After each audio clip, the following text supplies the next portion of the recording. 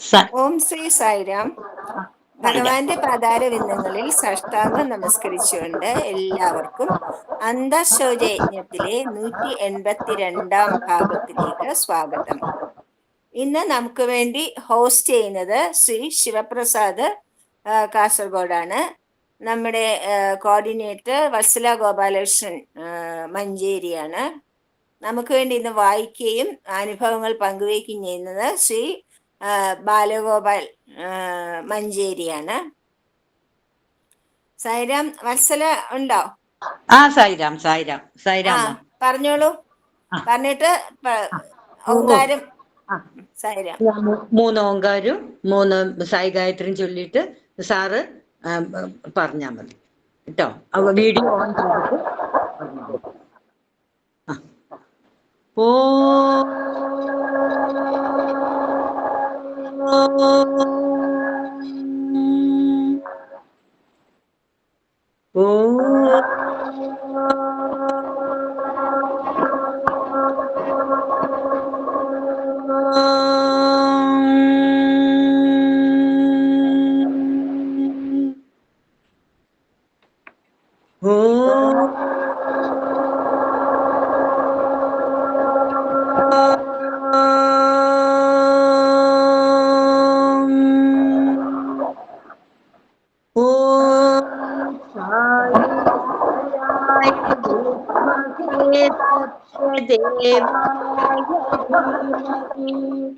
തന്ന സർവ പ്രചോദയാത്.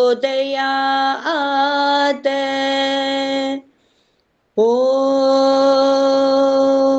സായീശ്വരായ വിദ്മഹേ സത്യദേവായ ധീമഹി തന്ന സർവ പ്രചോദയാത്. ഓ സായീശ്വരായ വിദ്മഹേ സത്യദേവായ ധീമഹി തന്ന സർവ പ്രചോദയാത്. ഓ ശാന്തി ശാന്തി ശാന്തി. സായിരാം. ഈ വീഡിയോ ഓൺ ചെയ്തിട്ട് പറഞ്ഞോളൂ ബാലേട്ട്, വായിച്ചോളൂ.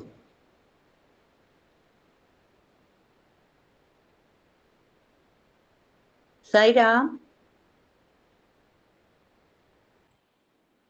വായിച്ചോളൂ. കാണുന്നുണ്ടോ? കാണുന്നില്ല. വീഡിയോ ഓൺ ചെയ്തോളൂ. ഒരു മിനിറ്റ് ഒന്ന് ഓൺ ചെയ്ത്. ഇപ്പൊ കാണുന്നില്ലേ? ഇല്ലല്ലോ. അതെന്താ?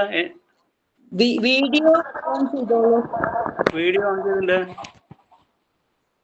ഇതിന്റെ ഉള്ളിൽ നിന്നുള്ള പ്രശ്നമായിരിക്കോ? പുറത്ത് വന്ന് നോക്കണോ? സാറ് നേരത്തെ കാണായിരുന്നു സാറിനെ, ഇപ്പൊ കാണുന്നില്ല. ആദ്യം സംസാരിച്ചപ്പോ കാണുന്നുണ്ടായിരുന്നു. ഇപ്പോഴോ? ഇല്ല, കാണുന്നില്ല. നെറ്റിന്റെ പ്രോബ്ലം സാറില്ല. കുഴപ്പമില്ല, മാഷ് വായിച്ചോളൂ. ആയിക്കോട്ടെ. ഓം ശ്രീ സായിരാം. സത്സംഗത്തിൽ പങ്കെടുക്കാൻ എത്തിയിട്ടുള്ള എല്ലാവർക്കും കൂപ്പവേ നമസ്കാരം. ഞാനിന്ന് വായിക്കുന്നത് 19/1/1966 ദസറ ആഘോഷവേളയിൽ പ്രശാന്തി നിലയത്തിലെ സ്വാമി നൽകിയ അവതാരവാണിയാണ്. പ്രേമസ്വരൂപരെ, ഓരോ ജീവനും പ്രേമമാവശ്യമാണ്. ശ്വസിക്കുന്നതും ഉച്ഛ്വസിക്കുന്നതും പ്രേമമാണ്. എന്തെന്നാൽ പ്രേമമാണ് അടിസ്ഥാന തത്വമായ ശ്വാസം പോലും. ഓരോ ജീവിയും പ്രേമസ്വരൂപമാണ്. പ്രേമത്തിൻ്റെ മൂർത്തിഭാവം. സ്നേഹത്തിന് ഭയമില്ല. അതിനാൽ അതിനെ താങ്ങി നിർത്തുവാൻ അസത്യത്തിന് സഹായം ആവശ്യമില്ല. ഭയമാണ് സത്യത്തിൻ്റെ മുഖം മറച്ചു പിടിക്കാൻ ജനങ്ങളെ പ്രേരിപ്പിക്കുന്നത്. ഭയപ്പെടുന്നവരുടെ മുമ്പിൽ അതിനെപ്പറ്റി ഒരു നല്ല തോന്നലുളവാക്കാൻ വേണ്ടി സത്യത്തെ പൊതിഞ്ഞു കെട്ടുന്നു. സ്നേഹം പ്രതിഫലം ഇച്ഛിക്കുന്ന ഒന്നല്ല. സ്നേഹം തന്നെയാണ് അതിൻ്റെ പ്രതിഫലം. അതുമാത്രമാണ് അതിനുള്ള ലാഭം. സ്നേഹിക്കുകയും സ്നേഹിക്കപ്പെടുകയും ചെയ്യുമ്പോൾ ഉളവാകുന്ന ആനന്ദം. ഈ സ്നേഹം ഈശ്വരൻ്റെ നേർക്ക് തിരിച്ചുവിടുമ്പോൾ നാം അതിനെ ഭക്തി എന്ന് പറയുന്നു. ഈശ്വരൻ്റെ മാഹാത്മ്യം, ഗാംഭീര്യം, ശക്തി, അപാര കരുണ ഇതെല്ലാം മനസ്സിലാക്കി കഴിഞ്ഞാൽ ആർക്കാണ് ഈശ്വരനെ സ്നേഹിക്കാതിരിക്കാൻ സാധിക്കുക? സ്നേഹം ഞാനെന്ന ഭാവം അശേഷം ഇല്ലാതാക്കുന്നു. തന്നെ തന്നെ മറന്നുപോകുന്നു. അപ്പോൾ ഈശ്വരനെ പറ്റി മാത്രം ഓർക്കുന്നു. എന്തെങ്കിലും ലാഭേച്ഛ, അതായത് വിഷയവാസന ഉണ്ടായിരുന്നാൽ അത് പ്രേമത്തെ ഒരു കച്ചവട വസ്തുവായി തരം താഴ്ത്തുന്നു. പ്രേമസ്വരൂപൻ ചെയ്യുന്നതെന്തോ നൽകുന്നതെന്തോ അത് സ്നേഹിക്കുന്ന വ്യക്തിക്ക് അതിയായ സംതൃപ്തി നൽകുന്നു. ഒരു പൈതൽ സ്നേഹമൂർത്തിയാണ്. കുഞ്ഞിന് ഭൗതിക സാധനങ്ങളോട് പ്രത്യേകമായ ഒരു പ്രതിപത്തിയുമില്ല. കുട്ടി പാവയുമായി കുറേ നേരം കളിക്കും. അത് കഴിഞ്ഞ് അതിനെ വലിച്ചെറിയും. പക്ഷേ പ്രായമാകുന്തോറും സ്നേഹം കൊണ്ട് നിർഭരമായിരുന്ന ആ കൊച്ചു ഹൃദയത്തിന് കട്ടി കൂടി വരുന്നു. കാരണം ഓരോന്നിനോടുള്ള ആഗ്രഹവും വെറുപ്പും അസൂയയും ആ ഹൃദയത്തിൽ വളർന്നു വരുന്നു. അന്യരോട് സ്നേഹമുണ്ടായിരുന്നാൽ മാത്രമേ ഗുണപരമായ കാര്യങ്ങൾ ചെയ്യുവാൻ കഴിയൂ. സ്നേഹമാണ് സഹാനുഭൂതിക്കിടവരുത്തുന്നത്. വിദ്വേഷത്തിന് കുഴപ്പങ്ങൾ സൃഷ്ടിക്കാൻ മാത്രമേ കഴിയൂ. സുഖവും ദുഃഖവും ജീവിതത്തിൽ അനുഭവിക്കേണ്ടി വരുന്നത് സഹജം മാത്രമാണെന്ന് മനസ്സിലാക്കണം. അനുകൂല പ്രതികൂലങ്ങളായ പല സാഹചര്യങ്ങൾ ഉൾക്കൊണ്ടിരിക്കുന്ന ഈ ലോകത്തിൽ അങ്ങനെ പലതും സംഭവിക്കും. രാമകൃഷ്ണസ്വാമി എന്നു പേരായ ഒരു മഹായോഗീശ്വരൻ ഉണ്ടായിരുന്നു. ഒരിക്കൽ അദ്ദേഹത്തിൻ്റെ ഒരു ശിഷ്യൻ വിഷമത്തോടെ അറിയിച്ചു, മകൻ മരിച്ചുപോയി. സ്വാമി യാതൊരു ഭാവഭേദവുമില്ലാതെ ഇരുന്നു. ജലം ഒഴുകിപ്പോകുന്നു, അഗ്നി കത്തുന്നു, കാറ്റ് വീശുന്നു എന്ന് മാത്രമേ അതിന് മറുപടിയായി അദ്ദേഹം പറഞ്ഞുള്ളൂ. ശരീരത്തിൽ ഉള്ള പഞ്ചഭൂതങ്ങൾ എപ്പോഴെങ്കിലും ഒരിക്കൽ അതിൻ്റേതായ സ്വന്തം പ്രകൃതത്തിൽ തിരിച്ചു പോകും എന്ന അർത്ഥത്തിലായിരുന്നു അദ്ദേഹം പറഞ്ഞത്. മറ്റുള്ളവരുടെ വിഷമം കണ്ട് അദ്ദേഹത്തിന് ചിരിയാണ് വന്നത്. അദ്ദേഹം കുലുങ്ങിയില്ല. കാരണം അദ്ദേഹത്തിന് കാര്യജ്ഞാനമുണ്ടായിരുന്നു. കാര്യജ്ഞാനമുള്ളവരെയാണ് ഗുരു എന്ന് വിളിക്കുന്നത്. ഗുരുത്വം അഥവാ ഘനം ഉള്ളവർ എന്ന അർത്ഥത്തിൽ കൊടുങ്കാറ്റടിച്ചാലും അവർ ഇളകില്ല. ആഹാരം വിളമ്പിയിട്ടില്ലാത്ത ഇല കാറ്റടിക്കുമ്പോൾ പറന്നു പോകുന്നു. എന്നാൽ അതിൽ ആഹാരം വിളമ്പിക്കഴിഞ്ഞാൽ കാറ്റ് അടിച്ചാലും ഇല അനങ്ങുകയില്ല. സൽഗുണങ്ങൾ, വിശ്വാസം, സുസ്ഥിരമായ ശിക്ഷണം, ഭക്തി, വൈരാഗ്യം, സമചിത്തത ഇതൊക്കെയാണ് ആധ്യാത്മിക ആഹാരങ്ങൾ. ആത്മജ്ഞാനം നേടുമ്പോൾ നിങ്ങൾക്കും മനസ്സിലാകും, വിഷമതകൾ വരുമ്പോൾ വിഷാദിക്കേണ്ടതില്ല. ധീരനായ ആത്മജ്ഞാനി സുഖദുഃഖങ്ങളിൽ ചലിക്കില്ല. ഹൃദയാന്തർഭാഗത്ത് അനുഭവിക്കുന്ന ആനന്ദസാഗരത്തിൻ്റെ അടിത്തട്ടിനെ ഇപ്രകാരമുള്ള കാറ്റുകൾക്കോ കൊടുങ്കാറ്റിനു പോലുമോ ചലിപ്പിക്കാൻ സാധ്യമല്ല. നീളത്തിൽ വളർന്നു വരാനായി തോട്ടക്കാരൻ പടവലങ്ങയുടെ അറ്റത്ത് കല്ലുകെട്ടി ഇടുന്നു എന്ന് മന്ത്രി പറയുകയുണ്ടായി. വളരെ ചെറുതായിരിക്കുമ്പോൾ തന്നെ അപ്രകാരം ചെയ്താൽ പടവലങ്ങ നീളത്തിൽ വളരാൻ അത് സഹായിക്കുന്നു. അതേമാതിരി തന്നെയാണ് കുട്ടികളെയും നേരായ മാർഗത്തിൽ വളർന്നു വരാൻ മാതാപിതാക്കളും ഗുരുക്കന്മാരും കൂട്ടുകാരും സഹായിക്കേണ്ടത്. പണ്ടെല്ലാം കുട്ടികളെ വെളുപ്പിന് 4 മണിക്ക് വിളിച്ചുണർത്താറുണ്ടായിരുന്നു. മാതാവ് ഉറക്കമുണർന്ന് ഓരോ ദിനകൃത്യങ്ങളിൽ പ്രവർത്തിച്ചു കൊണ്ടിരിക്കുമ്പോൾ സ്തോത്രങ്ങളും കീർത്തനങ്ങളും ചൊല്ലിക്കൊണ്ടിരിക്കുന്നത് കുട്ടികൾ കേട്ടും കണ്ടും ശീലിക്കും. അങ്ങനെ അറിയാതെ തന്നെ പ്രാർത്ഥനാശീലം കുട്ടികളുടെ മനസ്സിൽ വളരാനിടയാകുന്നു.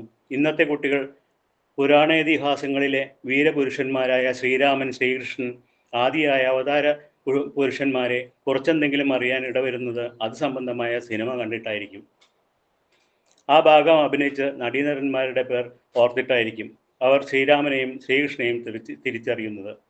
രാമായണം, മഹാഭാരതം മുതലായ പുരാണങ്ങൾ വായിച്ച് മനസ്സിലാക്കിയാലുണ്ടാകുന്ന ആ മാധുര്യവും ദൈവികമായ ആ ആനന്ദവും സിനിമാ നടീനടന്മാരിൽ നിന്നും അവരുടെ ഗോഷ്ഠികളിൽ നിന്നും എങ്ങനെ ലഭിക്കാനാണ്? മഹാന്മാരെ പോയി കണ്ടു വന്ദിക്കാൻ ഇന്ന് മാതാപിതാക്കന്മാർ കുട്ടികളെ പ്രോത്സാഹിപ്പിക്കാറില്ല. യഥാർത്ഥ ആത്മീയാചാര്യന്മാർ നടത്തുന്ന പ്രസംഗങ്ങൾ കേൾക്കാൻ അവരെ പ്രേരിപ്പിക്കാറില്ല. സാധനങ്ങൾ കൊണ്ട്, വേദശാസ്ത്രാദി പാരായണം കൊണ്ട് മുഖരിതവും പവിത്രവുമായ പുണ്യസ്ഥലങ്ങൾ സന്ദർശിക്കാൻ അവർക്ക് അനുവാദം കൊടുക്കാറില്ല. അർജുനന് ധനഞ്ജയൻ എന്ന പേര് സിദ്ധിച്ചത് കുറേയേറെ ധനം സമ്പാദിച്ചു എന്നുള്ളത് കൊണ്ടല്ല, പിന്നെയോ വിവേകം, വൈരാഗ്യം എന്നീ സമ്പത്തുകൾ ഉള്ളത് കൊണ്ടാണ്. ഈ സമ്പത്തുകളാണ് നാം സമ്പാദിക്കാനും ശേഖരിച്ചു വയ്ക്കാനും ശ്രമിക്കേണ്ടത്. ഒരു മകൻ പഠിത്തമെല്ലാം പൂർത്തിയാക്കി മടങ്ങിയെത്തിയപ്പോൾ അവൻ നല്ല നല്ല കാര്യങ്ങൾ മനസ്സിലാക്കിയോ എന്നറിയാനുള്ള ആഗ്രഹത്തോടെ അച്ഛൻ മകനോട് പല ചോദ്യങ്ങളും ചോദിച്ചു. മകൻ്റെ മറുപടികൾ കേട്ട് അച്ഛൻ വളരെ സന്തുഷ്ടനായി. ഒടുവിൽ ഈശ്വരൻ്റെ മഹിമയെ വർണ്ണിച്ച് കേൾപ്പിക്കാൻ അച്ഛൻ പറഞ്ഞു. പക്ഷേ അതിന് യാതൊരു ഉത്തരവും പറയാതെ അവൻ ഇരുന്നതേയുള്ളൂ. അച്ഛൻ പല വിദ്യയും പ്രയോഗിച്ചു നോക്കി. മകൻ ഈശ്വരകാര്യം പറയാൻ തുറന്നതുപോലുമില്ല. പല കാര്യങ്ങളിലും അഗാധ പാണ്ഡിത്യം നേടിയെങ്കിലും മകൻ ഇപ്രകാരം ഈശ്വരജ്ഞാനമില്ലാത്ത ഒരുവനായിപ്പോയല്ലോ എന്നോർത്ത് പിതാവ് അത്യന്തം വ്യസനിച്ചു. അച്ഛൻ പൊട്ടിക്കരഞ്ഞ് പോകുമെന്ന് മട്ടായപ്പോൾ മകൻ പറഞ്ഞു. അച്ഛൻ ചോദിച്ച ചോദ്യത്തിന് എത്രയും ശരിയായ മറുപടി മൗനത്താൽ മാത്രമേ പറയാൻ സാധിക്കുകയുള്ളൂ. അതിനാലാണ് മിണ്ടാതിരുന്നത് എന്നായിരുന്നു. കാരണം എപ്രകാരമാണ് ആ വാക്കുകൾക്ക് ഈശ്വരന്റെ മഹിമയെ വർണ്ണിക്കാൻ സാധിക്കുക? ആ മകൻ യഥാർത്ഥത്തിൽ നല്ല പുത്രനായിരുന്നു. ആ പിതാവും ആദർശവാനായിരുന്നു. സ്വാമി ഏർപ്പെടുത്തപ്പെട്ടിട്ടുള്ള ശിക്ഷണ സമ്പ്രദായത്തിൽ മന്ത്രി സന്തോഷം പ്രകടിപ്പിക്കുകയുണ്ടായി. പക്ഷേ എന്നെ സംബന്ധിച്ചിടത്തോളം എനിക്ക് അതത്ര തൃപ്തി ഇനിയുമായിട്ടില്ല. ഇവിടെ നിങ്ങൾ ആചരിക്കുന്ന ആ നിശബ്ദതാശീലം നിങ്ങൾ എവിടെ പോയാലും ആചരിക്കണം. ഇന്ദ്രിയങ്ങളെ നിയന്ത്രിക്കാനുള്ള ഒരു അഭ്യാസമായി വേണം നിങ്ങൾ അതിനെ കണക്കാക്കാൻ. നാവ് മോശം സംഭാഷണത്തിൽ ഏർപ്പെടരുത്. കണ്ണുകൾ ദുഷിച്ചത് കാണാൻ ഉത്സുകമാകരുത്. ചെവികൾ മോശം കാര്യങ്ങൾ കേൾക്കാൻ ഔത്സുക്യം പ്രകടിപ്പിക്കരുത്. എല്ലാവരും ഈശ്വരാംശം ഉൾക്കൊണ്ടിരിക്കുന്നവരാകയാൽ എല്ലാ ജനങ്ങളും നല്ലവരാണ്. മറ്റൊരാളെ പുച്ഛമായി വിചാരിക്കുക എന്നത് ഈശ്വരനെ പുച്ഛിക്കുന്നതിന് തുല്യമാണ്. സഹോദരി സഹോദരന്മാരെ എന്ന് സംബോധന ചെയ്ത് പ്രസംഗിക്കാൻ തുടങ്ങുമ്പോൾ ഈശ്വരൻ സകലരുടെയും പിതാവാണെന്നും അതിനാൽ സകലരും തമ്മിൽ സഹോദരരാണെന്നും ഉള്ള പൂർണ്ണബോധം വേണം. ഈ സഹോദര ബന്ധമാണ് രക്തബന്ധത്തിലുള്ള സാഹോദര്യത്തെക്കാൾ കുറെ കൂടി ദൃഢകരമായതും യഥാർത്ഥത്തിലുള്ളതും. എന്തെന്നാൽ വീട്ടിലെ പൈതൃക സ്വത്ത് കൂടുതൽ വീതിച്ചെടുക്കാൻ ഒരുവൻ ആവേശം കൊള്ളുമെങ്കിലും ഇവിടെ ഈശ്വരന്റെ സ്വത്ത് വിഭജിക്കുമ്പോൾ ഒരാൾക്ക് കുറെ കൂടുതൽ കിട്ടി എന്നുള്ളത് നിമിത്തം മറ്റേയാളിൻ്റെ ഓഹരി യാതൊരു കുറവും വരുന്നതുമല്ല. പൂർണ്ണത്തിൽ നിന്ന് പൂർണ്ണം എടുത്താലും പിന്നെയും പൂർണ്ണം അഴിവില്ലാതെ അവശേഷിക്കുന്നു. ഓം ശ്രീ സായിരാം.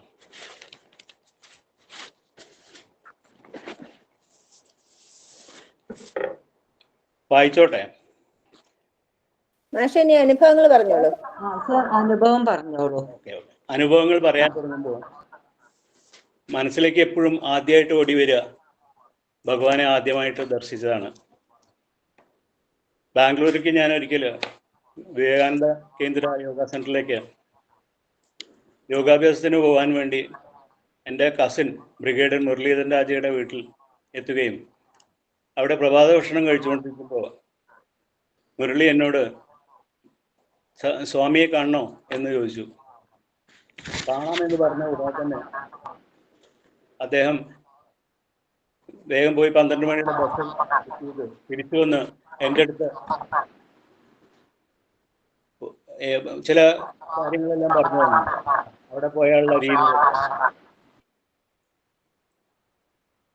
ചെന്നാൽ ഉടനെ 4 മണിയാവും അവിടെ എത്താൻ. ഉടനെ തന്നെ സ്വാമിയെ പോയി സ്വാമിയുടെ ദർശന സമയമായിരിക്കും, അതുകൊണ്ട് പെട്ടെന്ന് ബസ് ഇറങ്ങിക്കഴിഞ്ഞാൽ നേരെ ആശ്രമത്തിലേക്ക് പോയിക്കോളൂ എന്ന് പറഞ്ഞതനുസരിച്ച് അവിടെ എത്തുക ഞാൻ കുറച്ച് വൈകിയിരുന്നു. 4:15 ആയപ്പോൾ എത്തിയപ്പോൾ ഓടിപ്പോയി ദർശനത്തിന് അവിടെ എത്തുമ്പോഴേക്കും ആൾക്കാർ ദർശനം കഴിഞ്ഞ് മടങ്ങുന്നുണ്ടായിരുന്നു.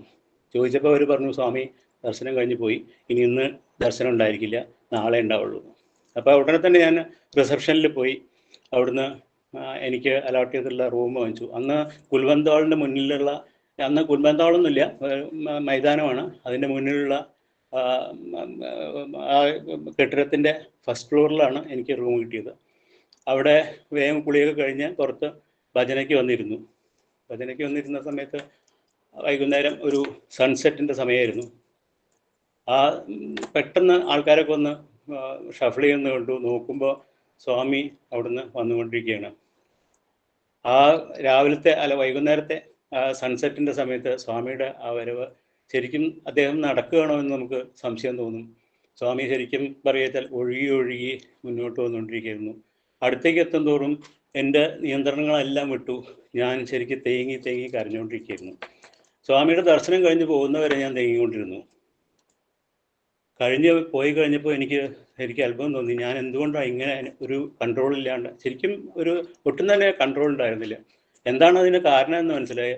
പെട്ടെന്നാണ് ഓർമ്മ വന്നത്, ഞാൻ സത്യത്തിൽ ഒരു ഗുരുവിനെ അന്വേഷിച്ച് നടക്കുന്ന ഒരു കാലമായിരുന്നു അത്. അപ്പോൾ വിവേകാനന്ദ സ്വാമി പണ്ട് ഒരു ഡിസൈപ്പിൾ ചോദിച്ചത് അതിൻ്റെ ഉത്തരം എത്ര ശരിയാണെന്ന് മനസ്സിലായി.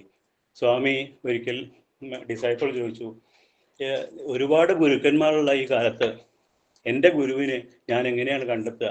ഇന്ന ആളാണ് എൻ്റെ ഗുരു എന്ന് എങ്ങനെ എനിക്ക് മനസ്സിലാക്കാം? സ്വാമിയുടെ ഉത്തരം അതിഗംഭീരമായിരുന്നു. When the sun rises, nobody has to tell you that it is sun who is rising. സൂര്യൻ ഉദിക്കുമ്പോൾ നിങ്ങളോട് ആരും തന്നെ പറഞ്ഞു തരണ്ട അത് സൂര്യനാണ് ഉദിച്ചു വരുന്നതെന്ന്. അതുപോലെ തന്നെയാണ് ഒരു ഗുരു നിങ്ങളുടെ മുന്നിൽ വന്നു നിന്ന് കഴിഞ്ഞാൽ ഒരിക്കലും നിങ്ങൾക്ക് ആരും പറഞ്ഞു തരണ്ട അത് ഗുരുവാണെന്ന്. ഇവിടെ സത്യത്തിൽ ഗുരുവിനെ അന്വേഷിച്ച് വന്ന് എനിക്ക് ഭഗവാൻ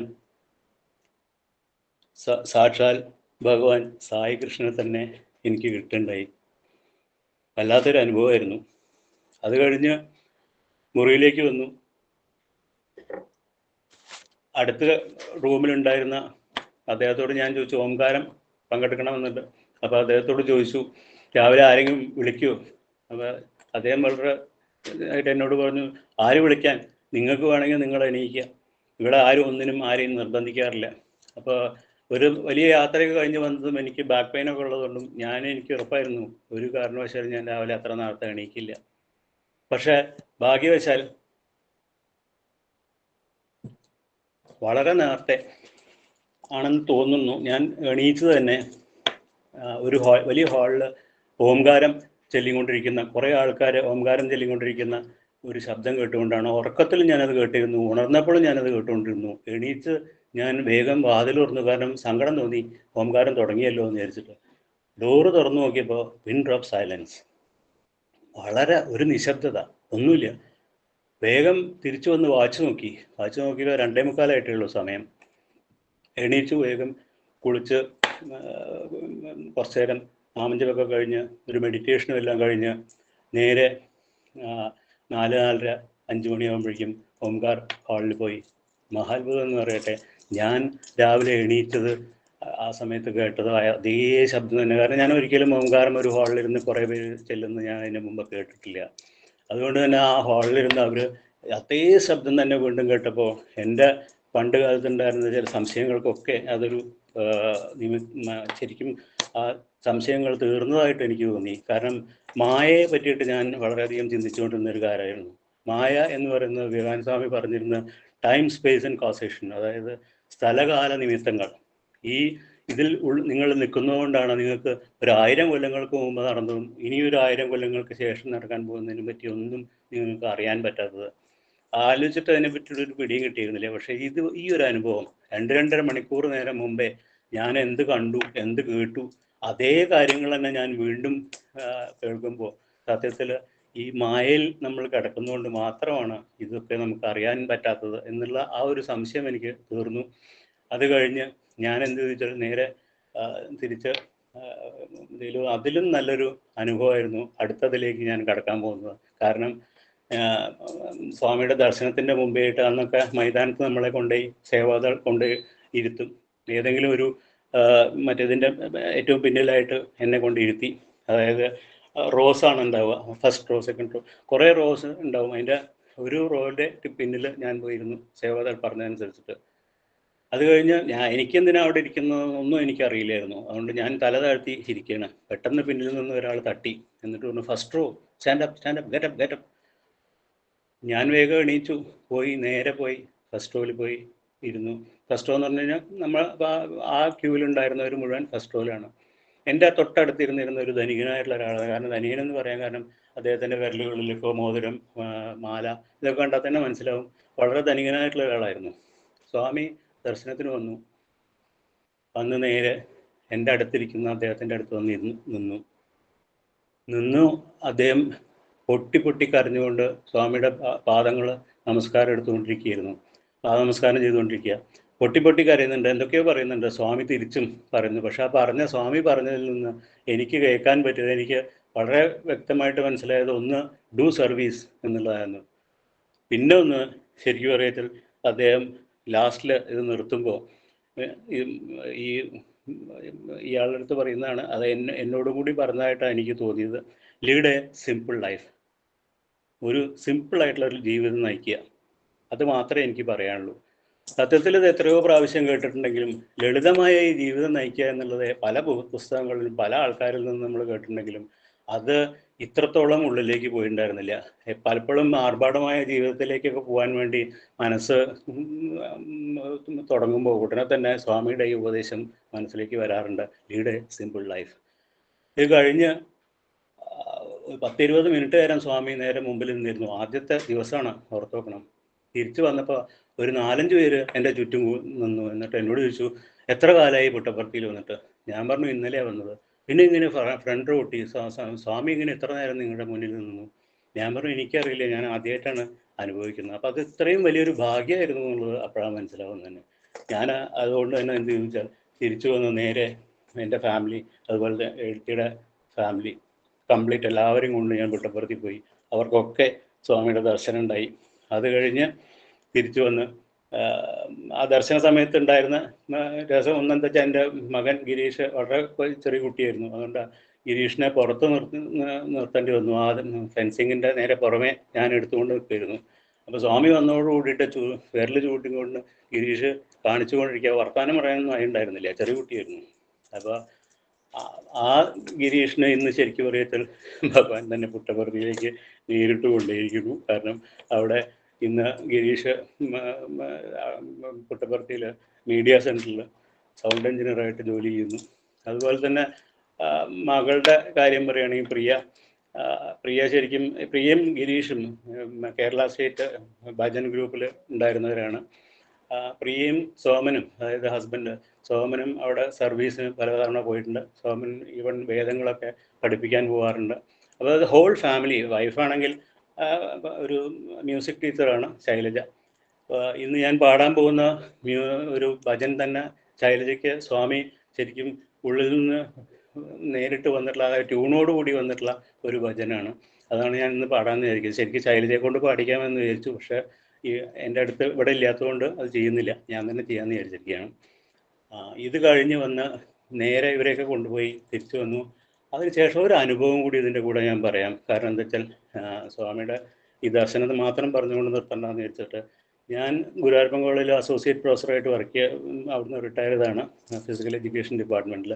അപ്പോൾ ഒരു UGC university grants commission innovative courses തുടങ്ങാൻ വേണ്ടിയിട്ട് അപേക്ഷകൾ സ്വീകരിച്ചിരുന്നു. അപ്പോൾ ഉടനെ തന്നെ ഞാൻ യോഗ സംബന്ധമായിട്ട്, അതായത് എക്സസൈസ് ആൻഡ് യോഗ തെറാപ്പി എന്നും പറഞ്ഞിട്ട് ഒരു കോഴ്സ് തുടങ്ങാനായിട്ടുള്ള ആപ്ലിക്കേഷൻ ഫോർവേഡ് ചെയ്തു.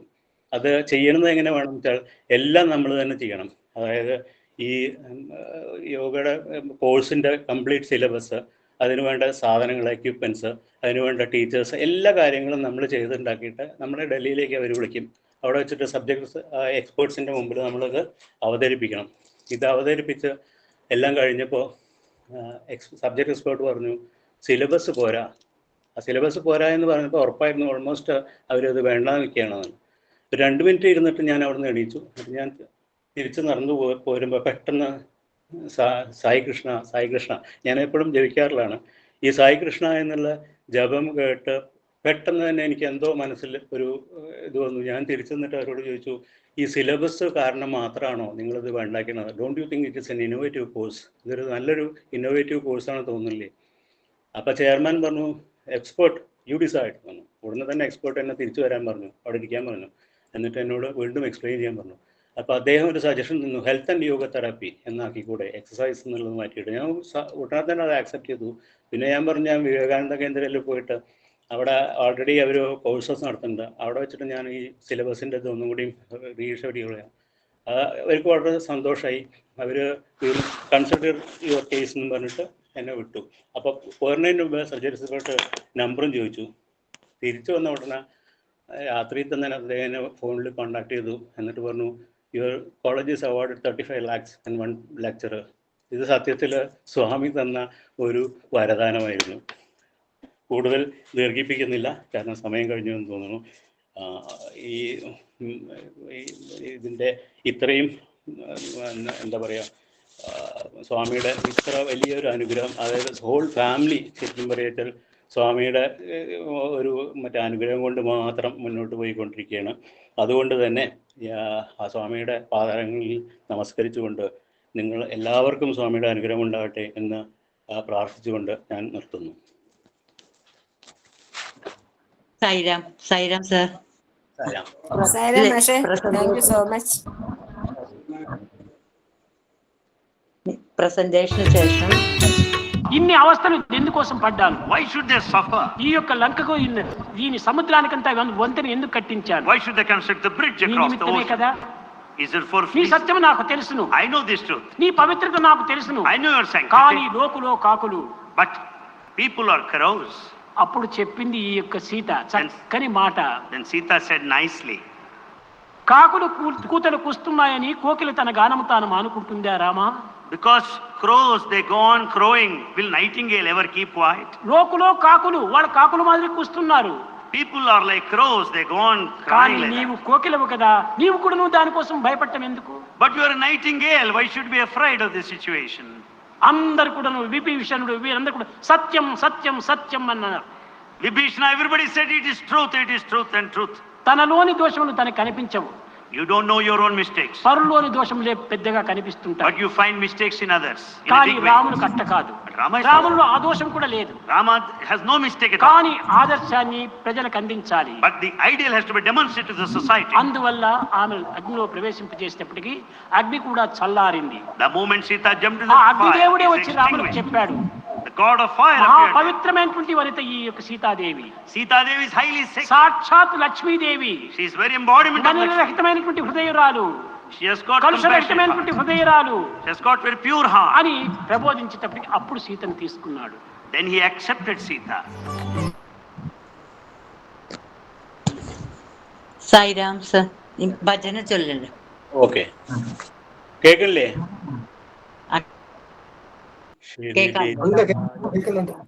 കേൾക്കാം. ഷിരിഡി സായീശ സത്യ സായീശ പ്രേമ സായീശ സായീശ ഷിരിഡി സായീശ സത്യ സായീശ പ്രേമ സായീശ സായീശ കരുണതൻ കടലേ കനിവിൻ പൊരുളേ കനിയൂ കനിയൂ ഞങ്ങളിൽ നീ. കരുണതൻ കടലേ കനിവിൻ പൊരുളേ കനിയൂ കനിയൂ ഞങ്ങളിൽ നീ.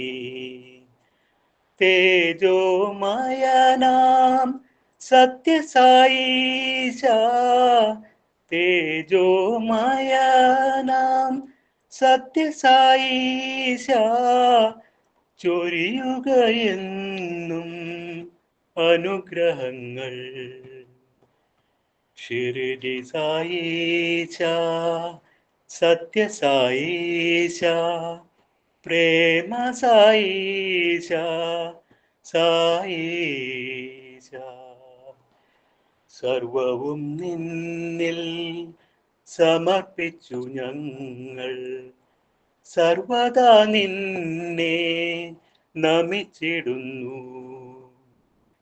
സർവവും നിന്നിൽ സമർപ്പിച്ചു ഞങ്ങൾ സർവദാ നിന്നെ നമിച്ചിടുന്നു. സർവചരാചര പാലാദേവാ സർവചരാചര പാലാദേവാ സർവവും മംഗളമാക്കിയിടൂ. ഷിരിഡി സായീശ സത്യസായീശ പ്രേമ സായീശ സായീശ ഷിരിഡി സായീശ സത്യസായീശ ഷിരിഡി സായീശ സത്യസായീശ പ്രേമ സായീശ സായീശ പ്രേമ സായീശ സായീശ. സായിരാം.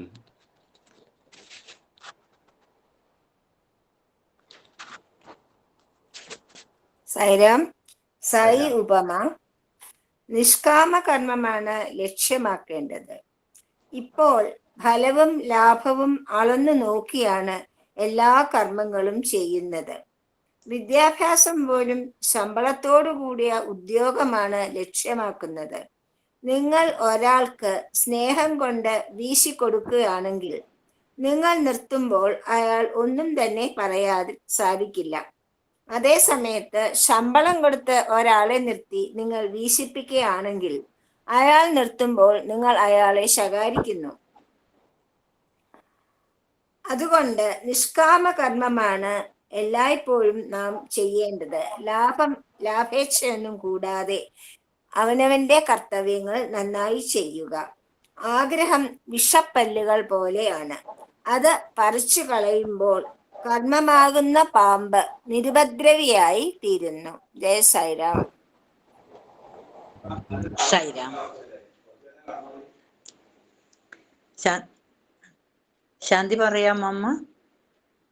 പറയൂ. സമസ്തലോകാ സുഖിനോ ഭവന്തു, സമസ്തലോകാ സുഖിനോ ഭവന്തു, സമസ്തലോകാ സുഖിനോ ഭവന്തു. ഓം